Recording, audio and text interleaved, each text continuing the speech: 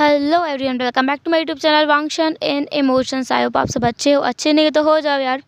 तो चलिए I am not your wife का पार्ट 14 स्टार्ट करते हैं।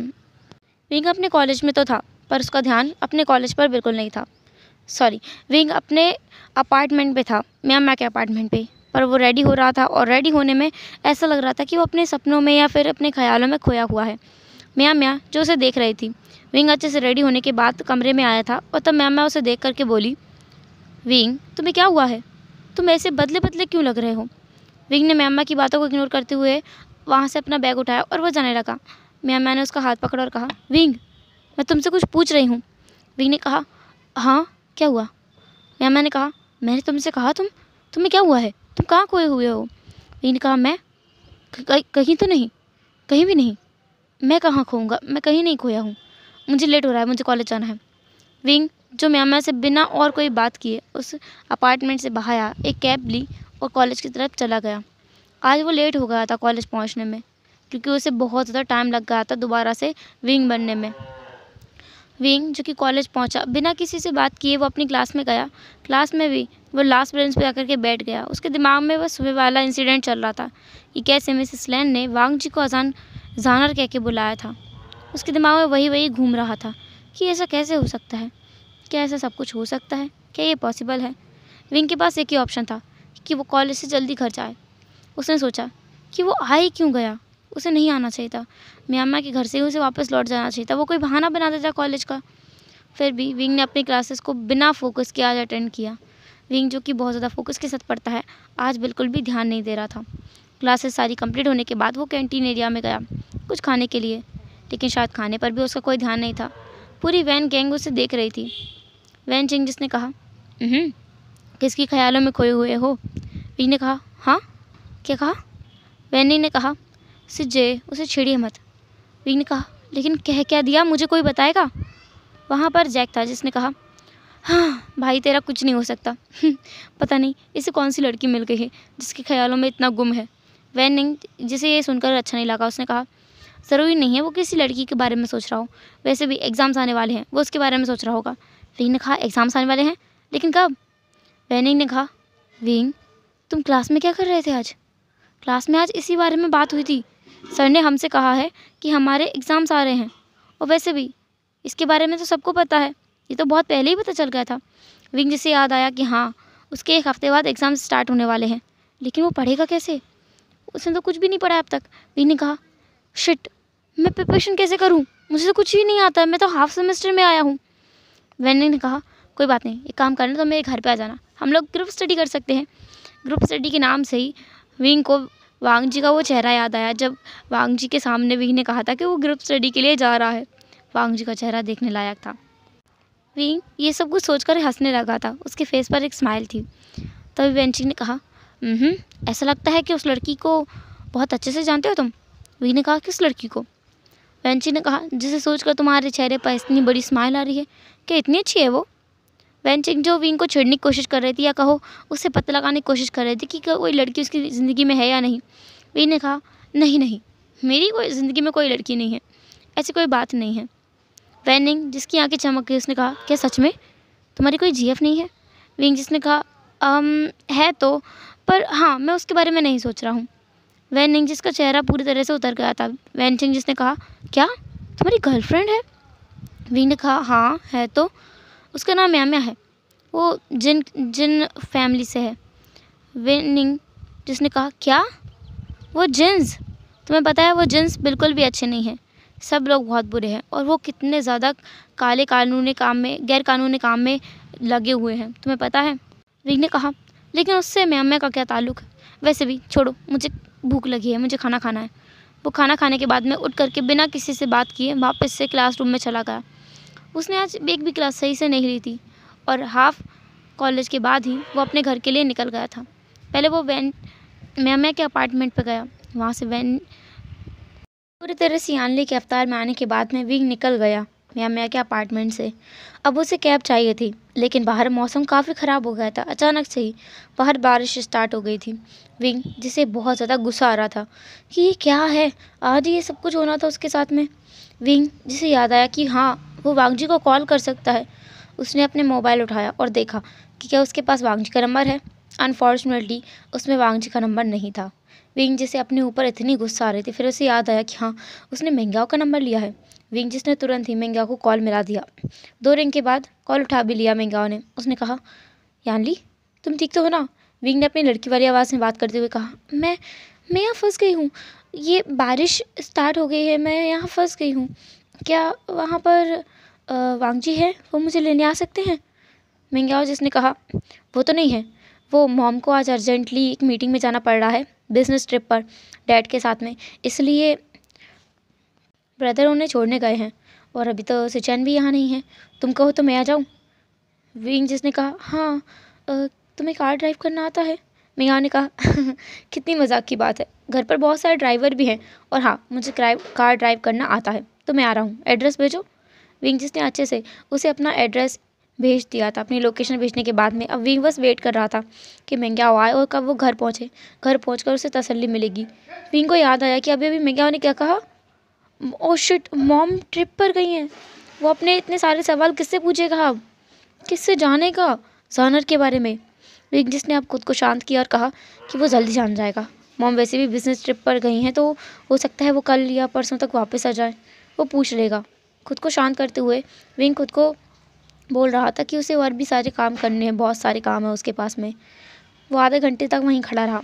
कुछ टाइम बाद वहाँ एक कार आई। उसके पास आकर वो रुकी। विंडो से उसने झाँक कर देखा तो अंदर मेंग्याओ था। विंग जो कि तुरंत ही कार में बैठ गया। विंग काफ़ी बुरी तरह से भीग चुका था। मेंग्याओ जिसने उसे एक टॉवल ऑफर करते हुए कहा, मुझे पता था तुम भीग जाओगे, इसलिए मैं ये लेकर आया था, इसे ओढ़ लो। विंग जिसने कहा, बहुत ठंड है सच में, मुझे पता नहीं था कि बारिश में भीगने के बाद इतनी ज़्यादा ठंड भी लगती है। मुझे बारिश इसलिए ही पसंद नहीं है। मेंग्याओ ने कहा, तुम्हें बारिश पसंद नहीं है?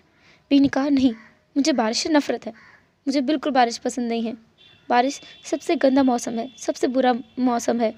मेंग्याओ ने कहा, हाँ मैं समझ गया, इतना गुस्सा करने की ज़रूरत नहीं है। विंग जिसे एहसास नहीं था कि वो अपने इमोशंस को कंट्रोल नहीं कर पा रहा है, इसलिए वो किसी को कुछ भी बोले जा रहा है, कहीं भी चिल्ला रहा है।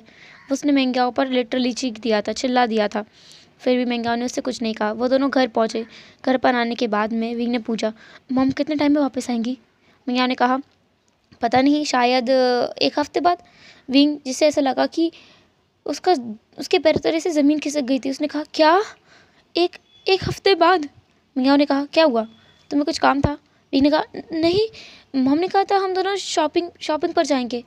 मेंग्याओ ने कहा, हम शॉपिंग, एक काम करते हैं, हम दोनों चलेंगे, बारिश थोड़ी रुक जाए फिर हम दोनों चलेंगे, ठीक है? विंग जिसका बॉन्डिंग मेंग्याओ के साथ में काफ़ी अच्छा हो गया था इन दिनों में, तो उसने कहा, हाँ मैं चाहती हूँ चेंज कर लेती हूँ। विंग जिसे पता भी नहीं था कि उसके सर से उसका जो मेकअप है वो बह रहा था। फाइनली वो अपने रूम में आ गया। उसने अपने आप को नोटिस किया और खुद से कहा, हाश मेंग्याओ ने नोटिस नहीं किया, वरना मेरी तो आज पोल खुल जाती।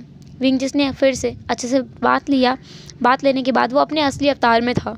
उसने आज कोई मेकअप नहीं किया था, उसका मन नहीं था कुछ भी करने का। बेड पर आकर के वो लेट गया। उसे बहुत ज़्यादा सर्दी लग रही थी। उसने उस ब्लैंकेट को लिया और अपने ऊपर डाल लिया। वो सो गया था, उसकी नींद लग गई थी।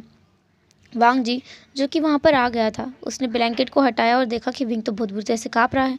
उसने तो अपना अगली मेकअप भी नहीं किया है। वांग जी ने विंग को चेक किया तो पता लगा कि विंग को तो बहुत तेज़ बुखार है। वांग जी जिसे समझ नहीं आ रहा था कि अभी वो क्या करे। विंग को ऐसी हालत में हॉस्पिटल नहीं ले जा सकता वो, अगर किसी ने देख लिया तो, और डॉक्टर को भी नहीं बुला सकता। डॉक्टर को पता चल जाएगा विंग की सच्चाई, और वो क्या करे, उसे कुछ समझ नहीं आ रहा था। वांग जी जिसने सोचा कि विंग की सच्चाई से ज़्यादा इंपॉर्टेंट है विंग की हेल्थ। वांग जी जिसने विंग को एक ब्लैंकेट में रैप किया और उसे नीचे लेकर आने लगा, ब्राइड स्टाइल में कैरी करके। वहीं पर हमारा प्यारा मेंग्याओ था।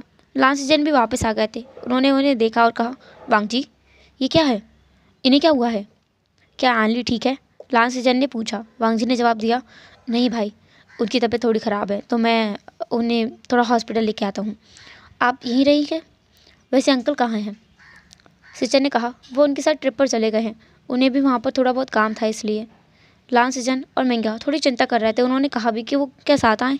वांग जी ने मना कर दिया। वांग जी विंग को लेकर हॉस्पिटल पहुंचा, उसका इलाज करवाया, उसको ड्रिप चढ़वाएं कुछ, और वहाँ से वांग जी चला गया था। वांग जी वहाँ से चला तो गया था, फिर भी उसे चिंता थी कि अब वो विंग को क्या बोलेगा। वो विंग को यहाँ लेकर आया है क्यों, और अब वो विंग को क्या बताएगा कि उसे विंग की सच्चाई पता है। पर अगर ऐसा उसने किया तो विंग शायद उससे उससे डर कर भाग ना जाए फिर से, और उससे डिवोर्स की मांग ना करने लगे। वांग जी के दिमाग में यही सारे सवाल चल रहे थे। वांग जी जो कुछ फ्रूट्स लेकर के वापस रूम के अंदर आया, उसने देखा कि विंग तो अभी भी सो रहा है। जब वो फ्रूट्स रख रहा था तब विंग की आँख खुली। उसने धीरे से अपने सर को हिलाया और उसने अपनी आंखें खोली। उसने सामने वांग जी को देखा। वांग जी को देखने के बाद सबसे पहले तो उसे लगा कि वो सपना देख रहा है, फिर उसे रियलाइज़ हुआ कि सपना नहीं सच है। फिर उसे एक और बात याद आई कि वो तो बिना मेकअप के सो गया था ना। उसने उठने की कोशिश की। वांग जी ने उसे उठने में हेल्प की। विंग ने उसे धक्का देते हुए कहा, तुम यहाँ क्या क्या क्या क्या कर रहे हो? और मैं? फिर उसने अपने आप चारों तरफ देखा कि वो तो हॉस्पिटल रूम में है। विंग ने पूछा, मैं यहाँ कैसे आया? वांग जी ने कहा, हाँ, तुम भी ना कितने ज़्यादा सेल्फिश इंसान हो। जब मुझे तुम्हारी ज़रूरत थी, मैं तुम्हें किडनैप करके लेके आया था, तुम मेरे घर से भाग गए थे, और अब देखो तुम मेरी वाइफ की जगह पे आकर सो गए। और देखो मैं तुम्हें यहाँ हॉस्पिटल भी लेकर आया हूँ, लेकिन अगली बार से याद रखना, मैंने तुमसे मूव ऑन कर लिया है। अब मैं मेरी वाइफ से बहुत प्यार करता हूँ, इसलिए मैं उसे धोखा नहीं दूंगा। तुम चाहे कुछ भी क्यों ना करो, तुम मेरे घर पर आकर मेरे बेड पर ही क्यों ना सो जाओ। विंग, जिसे पहले कुछ समझ नहीं आया, फिर उसे समझ आया कि वांग जी बोलना चाह रहा है कि विंग उसके घर पर आकर उसके बेड पर सो गया था उसे सेड्यूस करने के लिए। विंग, जिसने खुद से कहा, हाँ ये इंसान सच में बहुत ज़्यादा शेमलेस है। ऊट पटांग चीज़ें सोचने के अलावा इसके दिमाग में कुछ और नहीं आ सकता। हाश, इसने उसे पहचाना नहीं है। विंग, जैसे ये गलतफहमी थी कि वांग जी उसे पहचान नहीं रहा है, पर वांग जी को तो पहले से सारी सच्चाई पता है। खैर, इन सब बालों को छोड़ करके विंग जिसने चारों तरफ देखा और कहा, डॉक्टर कहाँ है? वांग जी ने डॉक्टर को बुलाया। विंग ने खुद की कंडीशन खुद ही पूछी। वांग जी जिसे हंसी आ रही थी कि विंग अभी भी कितना ज़्यादा कॉन्शियस है कि वो खुद के बारे में सोच भी पा रहा है, उसे अभी आराम करना चाहिए। वांग जी उसे हॉस्पिटल में छोड़ करके चला गया था। विंग कुछ टाइम बाद वहाँ से उठा, अपना डिस्चार्ज खुद करवाया। उसे पता चला कि उसका बिल सारे के सारे वांग जी ने भर दिए हैं। विंग डायरेक्ट एक मॉल में गया, वहाँ जाकर चेंज किया, अच्छे से ड्रेस्ड अप हुआ, और यानली के रूप में आने के बाद वो घर आया। घर आने के बाद मिंग्याओ ने कहा, तुम आ गई? तुम्हें तो वांग जी लेकर गया था ना हॉस्पिटल? विंग ने कहा, हाँ मुझे? विंग को याद आया कि वांग जी तो उसे लेकर गया था, लेकिन क्या इन लोगों को नहीं पता है कि वो किससे लेके गया था? विंग ने कहा, हाँ हाँ। यानली, जो कि वहाँ कमरे में आई, उसने वांग जी को देखा। वांग जी जो कि सोफे पर बैठकर कुछ फाइल्स को रीड कर रहा था। विंग ने पूछा, मैंने सुना आप किसी को हॉस्पिटल लेके गए थे?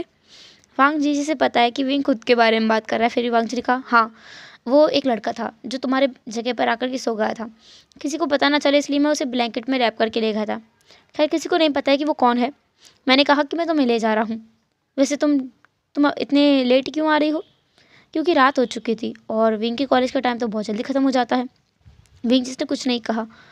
वांग जी उसके पास आया, उसके सर को हाथ लगाते हुए कहा, तुम्हें तो बुखार है, यहाँ बैठो बैठो। वांग जी जो उसकी टैबलेट्स पहले ही लेकर आया था, क्योंकि उसे पता था कि विंग ऐसा ही कुछ करामात करेगा। विंग ने उसे मेडिसिन दी और सुला दिया। विंग कब सो गया, विंग को भी पता नहीं चला। वांग जी ने उसका रात भर अच्छे से जाग कर ख्याल रखा। सुबह जब विंग जागा तो उसने देखा कि वांग जी बेड साइड टेबल पर अपना सिर टेक करके सो रहा है और एक हाथ उसने विंग का पकड़ा हुआ है। विंग को यह देखकर थोड़ा अच्छा लगा कि उसकी रात भर बैठ करके वांग जी ने केयर की है। वो इस केयर के लिए कितना कितना तरसा है उसे पता है। फिर भी उसने खुद से कहा कि वो ऐसा कुछ नहीं सोच सकता है। विंग उठकर बैठ गया। वांग जी भी उस हलचल से उठ गया। उसने कहा, तुम ठीक हो? विंग ने कहा, मैं ठीक हूँ। अब क्या यहीं सो गए थे? वांग जी ने कहा, वो सब छोड़ो, तो तुम्हें भूख लगी है, मैं कुछ लेके आऊँ? वांग जी, इसके आंखों में नींद साफ साफ झलक रही थी। विंग ने कहा, नहीं, मैं कुछ जाकर ले लूँगी, आप आराम कीजिए। विंग उठने लगा। वांग जी ने उसे वापस बैठाते हुए कहा, नहीं, तुम्हें कुछ खाना हो तो बोलो। इस बार वांग जी की आवाज़ थोड़ी कड़क थी, क्योंकि वो अभी अभी सोकर उठा है, तो इसलिए वो थोड़ा कोल्ड था। विंग ने कहा, हाँ। वांग जी बाहर गया, कुछ ब्रेकफास्ट लेके आया। उसने विंग के साथ में ही ब्रेकफास्ट किया, उसे मेडिसिन दी और कहा कि तुम सो जाओ। विंग ने कहा, पर मुझे शावर लेना है। वांग जी जिसने तुरंत ही विंग को अपनी गोद में उठा लिया और कहा, चलो मैं दिला देता हूँ। वांग जी जो भूल गया था कि विंग उसके साथ में शावर नहीं ले सकता, क्योंकि उसका तो राज खुल जाएगा। वांग जी खुद भी तो उसके राज को छिपा रहा है ना। विंग ने कहा, नहीं नहीं, मैं खुद चली जाऊँगी, आपको ज़रूरत नहीं है।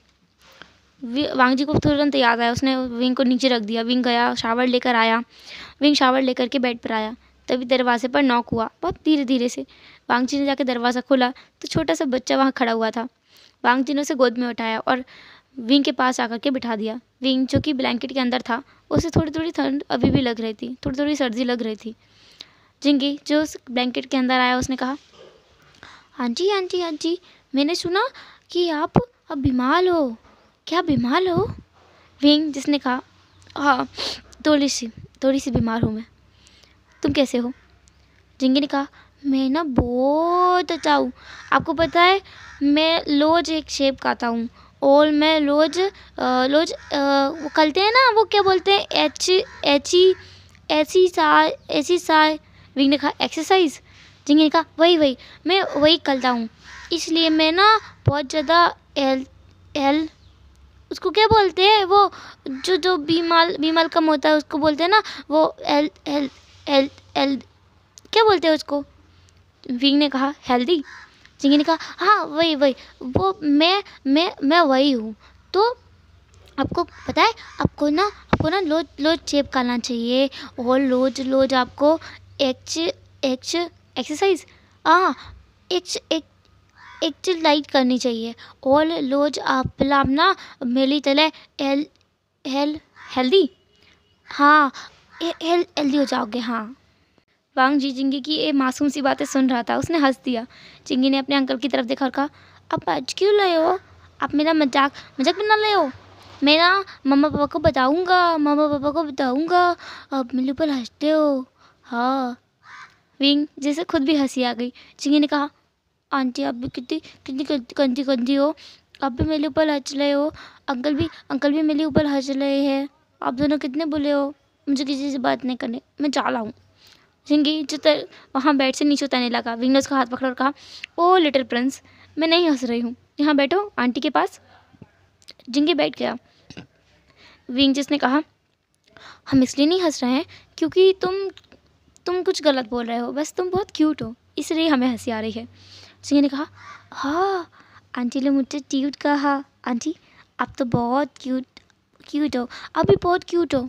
विंग जिसे लगा कि जिंगी कितना प्यारा बच्चा है कि वो विंग को इस हालत में क्यूट बोल सकता है। विंग जो कि थोड़ा लो फील कर रहा था, उसे थोड़ा अच्छा लग रहा था जिंगी से बात करने के बाद में। जिंगी ने थोड़ी देर और अपनी आंटी अंकल के साथ में टाइम स्पेंड किया, फिर वो बाहर चला गया। कुछ टाइम बाद मेंग्या वहाँ आया और वांग जी वहाँ से चला गया।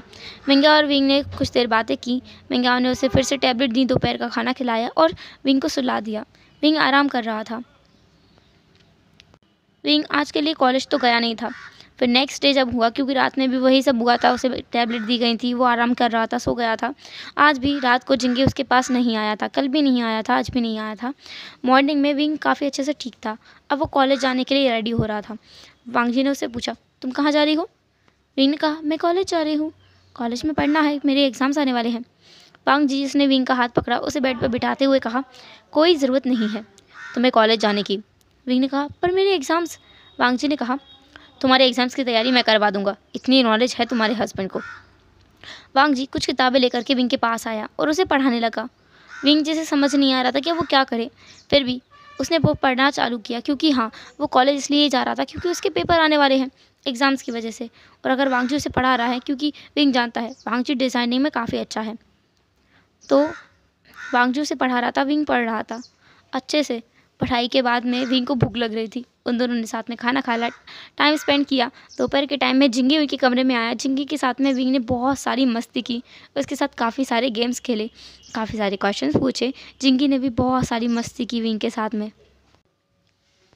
विंग जो कि हर रोज़ अपने मन में प्रे करता था कि जो वो सोच रहा है वो सच हो, क्योंकि वो वांग जी को खोना नहीं चाहता। कहीं ना कहीं विंग को रियलाइज़ हो गया था कि वो वांग जी को पसंद करने लगा है, या कहो प्यार करने लगा है।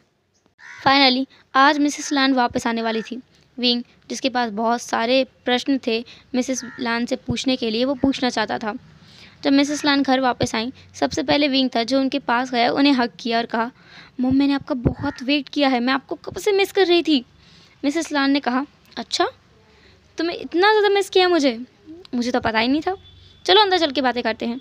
वो दोनों अंदर आई। अंदर आकर के काफ़ी सारी बातें हुई। बाद में जब विंग को मौका मिला, तब जब अकेले में विंग ने पूछा, मुझे आपसे कुछ पूछना था। मिसेस लान ने कहा, हाँ बोलो। विंग ने कहा, आप मुझे वांग जी के बचपन के बारे में कुछ बता रही थी, क्या आप मुझे बताएंगी? मिसेस ला ने कहा, हाँ क्यों नहीं। वांग जी बचपन में बहुत ज़्यादा शरारती था। वी ने कहा, हाँ क्या आप मुझे ये बता सकती हैं उस दिन आपने उन्हें जानर कह के बुलाया था ना, वो क्या उनका नाम है। विंग जो कि डायरेक्टली सारे क्वेश्चन पूछना चाहता था, फिर भी उसे लग रहा था कि उसे थोड़ा थोड़ा पेशेंस रखना चाहिए। मिसेस ला ने कहा, हाँ वो उसका नाम है सानर। बचपन में हम उसे इसी नाम से बुलाया करते थे। फिर बाद में एक हादसे के बाद में उसे ये नाम अच्छा नहीं लगता था। उसे पसंद नहीं कोई अगर उसे जानर कहे तो, सिवाय उसके एक दोस्त के। वी ने कहा, उसका एक दोस्त भी था। कौन कौन सा दोस्त है जो उसे जानर कह सकता है। मिसेस ला ने कहा, है नहीं था, उसके बचपन का एक दोस्त था जिसकी कहानियाँ वो अक्सर सुनाया करता है, जिसके साथ वो गार्डन में जा कर के खेला करता था। फिर पता नहीं एक दिन क्या हुआ, उसका दोस्त उससे मिलने आना बंद कर दिया। इसके बाद में वांग जी जो डिप्रेशन में चला गया था। मेरा बच्चा इतना छोटा सा था, फिर भी वो किसी से बात नहीं करता था, किसी से मिलता नहीं था। इसलिए हम उसे लेकर के यूएसए चले गए थे। और फिर बाद में जब वो थोड़ा मैच्योर हुआ, उसने चाइना आने की ज़िद की और वो अकेला ही चाइना आ गया। वी ने कहा, हाँ ओह। फिर मिसेस ला ने कहा, हाँ, और उसके बचपन का दोस्त का नाम था शियान। विंग जिसके मन में लड्डू फूट रहे थे, उसने कहा, हाँ शियान नाम था उनके बचपन के दोस्त का और उनका नाम जानर था। मिसेस ला ने कहा, हाँ पर तुम इतना क्यों पूछ रही हो। विंग ने कहा, वो मुझे उनके बचपन के बारे में जानना था इसलिए। मिसेस ला ने कहा, तुम्हें और भी शरारतें बताऊँ उसकी। एक बार तो उसने कुरैन की के कपड़ों का कबाड़ा कर दिया था। उसका नया एक सूट था जिसको उसने काट दिया था। वी ने कहा, क्या सच में। मिसेस लान ने कहा, हाँ, और यही नहीं, उसने मेरे साथ भी बहुत ज़्यादा प्रैंक किए हैं। वो इतना ज़्यादा शरारती था ना, मैं तुम्हें क्या बताऊँ। एक बार तो उसने हद कर दी थी, बहुत सारी नकली चिपकलियाँ ला करके मेरे कमरे में रख दी थी और मुझे बहुत बुरी तरह से डरा दिया था। मैं तो इतना डर गई थी कि मैं रोने लगी थी। वी ने कहा, आपको आपको उनसे डर लगता है। मिसेस ला ने कहा, बहुत लगता है, इसलिए तो मैंने उस दिन उसे बहुत डांटा था और इसके लिए ना मैंने उसे गार्डन में एक दिन के लिए छोड़ दिया था और कहा था कि वो घर में आ भी नहीं सकता है। वो इतना ओबीडियंट चाइल्ड है ना, वो गार्डन में ही रहा था, लेकिन मेरे गार्डन की हालत उसने पूरी बर्बाद कर दी थी। हर एक फूल को उसने तोड़ दिया था, एक गुलदस्ता बनाया था और कहा था कि मैं ये मेरे शान शान को दूंगा।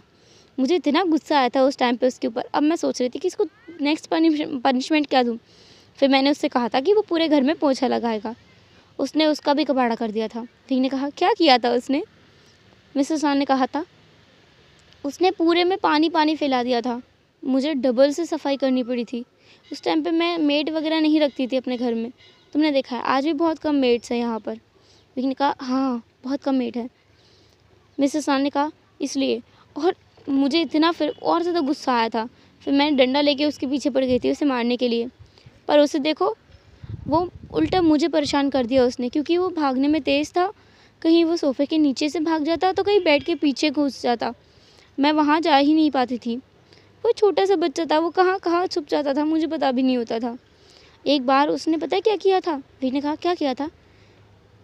मिसेस राव ने कहा, वो कहीं भाग गया था और हमारे बार बार ढूंढने पर वो हमें उसी गार्डन में जाके मिला था। लेकिन जब हमें वो मिला था ना, तब वो रो रहा था, पता नहीं क्या हुआ था, पर वो बहुत ज़्यादा रो रहा था और एक ही बात बोल रहा था कि वो चला गया, उसे मार दिया इसलिए वो चला गया। पता नहीं इसका मतलब क्या था, हमें समझ नहीं आया।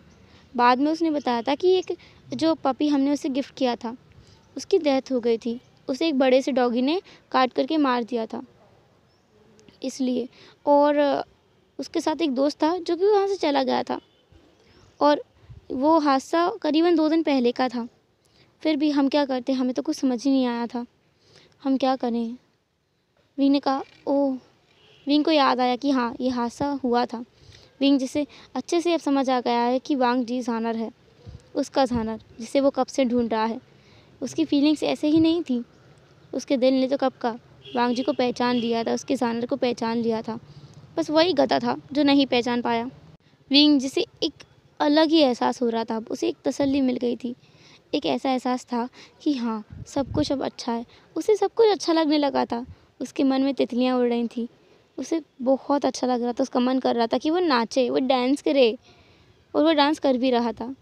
वो मिसेस लान ने कहा, बेटा क्या हुआ। मैंने कहा, कुछ कुछ भी नहीं, मैं अभी आती हूँ, मेरा मतलब है कि अब मैं जाती हूँ, वो मेरा इंतज़ार कर रहे होंगे। ऐसा बोलकर विंग जो कि बिना मैडम लाइन का रिएक्शन देके वहाँ से उठ करके चला गया। पीछे से मिसेस लैन जो कि मुस्कुरा रही थी।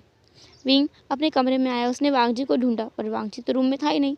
फिर विंग बाहर निकला। उसने हर एक जगह पर वांग जी को ढूंढा। वांग जी तो कहीं पर भी नहीं था। उसने मिंगाओ से पूछा, मिंगाओ को पता नहीं था। सिचन से पूछा, सिचन जो कि घर आ चुके थे और अभी शाम का वक्त हो रहा था, तो उन्होंने बताया, वांग जी वो तो एक मीटिंग में गया है, शायद उसे आने में देर हो जाएगी, तुम खाना खा लेना। विंग ने कहा, ओह मीटिंग में। विंग को फिर दिमाग में आया कि वो क्यों ना वांग जी को सरप्राइज़ दे। फिर विंग को लगा नहीं, उसे नहीं देना चाहिए। नहीं दे कि नहीं दे। विंग जो कि अपनी सोच में गुम था। फिर बाद में उसने डिसाइड किया कि वो अभी कुछ नहीं करेगा, पहले वो वांग जी से बात करेगा, उसके बाद में कुछ और करेगा। देन वो बस वांग जी का इंतज़ार कर रहा था। उसने आज डिनर भी नहीं किया था। वांग जी रात के 11 बजे घर आया। विंग उस टाइम तक वहीं डाइनिंग हॉल में बैठा हुआ था और वहीं इंतज़ार करते हुए सो गया था। वांग जी वहाँ आया क्योंकि उसे भी बहुत भूख लगी थी। वो मीटिंग करके आया था। उसे पता था कि खाना उसके लिए रखा गया होगा। उसने देखा कि विंग तो वहीं बैठा हुआ है, यानली वाले अवतार में, और शायद यहीं सो गया है। वांग जी हल्के से उसे उठाते हुए बोला, यानली तुम सो रही हो या जाग रही हो? वांग जी उसे उठाना नहीं चाहता था, फिर भी वो बस देख रहा था कि ये सच में सो गया है या फिर बस ऐसे ही थोड़ी सी आंख लग रही है। विंग जो कि तुरंत उठ गया। उसने वांग जी को देखा। देख कर के वो एकदम खुश हो गया और फ्लो में उसने वांग जी को हक कर लिया। हक करने के साथ साथ एक बड़ा कांड भी कर दिया। उसने वांग जी की चिक्स पर एक क्विक किस किया। दूर हटते हुए कहा, तुम आ गए? मैं तुम्हारा कब से इंतज़ार कर रहा था। ये लो, मैं खाना खाना गर्म करके लाता हूँ। विंग बिना कुछ नोटिस किए किचन में चला गया था। वांग जी जो अपनी जगह पे फ्रोजन खड़ा था कि ये अचानक से क्या हुआ, कि ये इंसान पागल हो गया है या इसके दिमाग में कोई शॉर्ट सर्किट हो गया है या फिर कुछ और। हेलो एवरीवन, तो कैसा रहा आज का पार्ट? जो भी हो जैसा भी हो कमेंट ज़रूर करना। एंड कल इस शॉर्ट सर्किट वाले रिएक्शन को हम कल जानेंगे। वांग जी क्या करेगा अब और विंग क्या उसको सच बताएगा, ये कल जानेंगे। तो फिर मिलते हैं नेक्स्ट पार्ट में। तब तक के लिए tata, take care, bye bye, अपना ख्याल रखना।